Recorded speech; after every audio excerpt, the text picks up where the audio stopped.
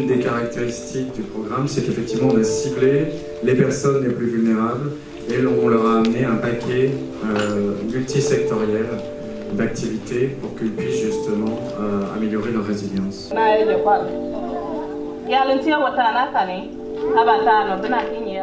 J'ai pas vu comment ceux qui n'avaient pas grand-chose ont eu des animaux et comment ils les ont alimentés. On a mis l'accent finalement sur ces histoires de vie de ces différentes familles bénéficiaires.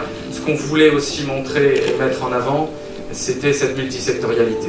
La multisectorialité qui touche les mêmes ménages les plus pauvres a un réel impact sur le changement de leur vie. Depuis qu'elle dispose des connaissances pour bien s'occuper de ses enfants, Possible regarde l'avenir avec plus de sérénité. Comme elle, des milliers de femmes sont suivies, de la grossesse à l'accouchement jusqu'au suivi postnatal. Ce qui m'a épaté dans le film, puisqu'il y a plusieurs projets, mais il n'y a pas de suivi. Mais ce projet-là, on finance les acteurs qui sont choisis, qui sont sélectionnés.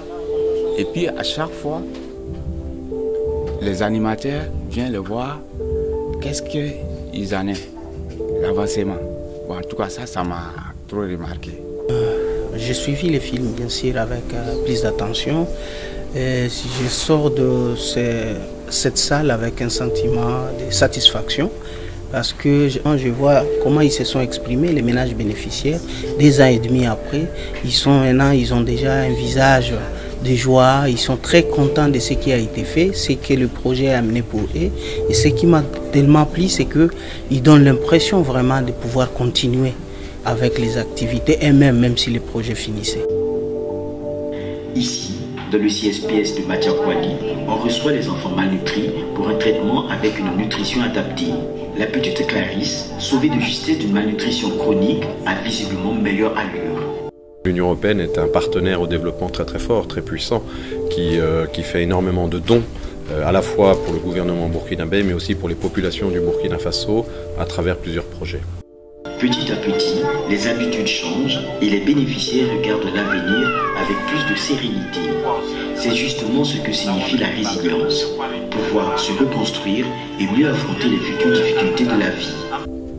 Nous qui sommes souvent en ville, on ne savait pas qu'ils font ça.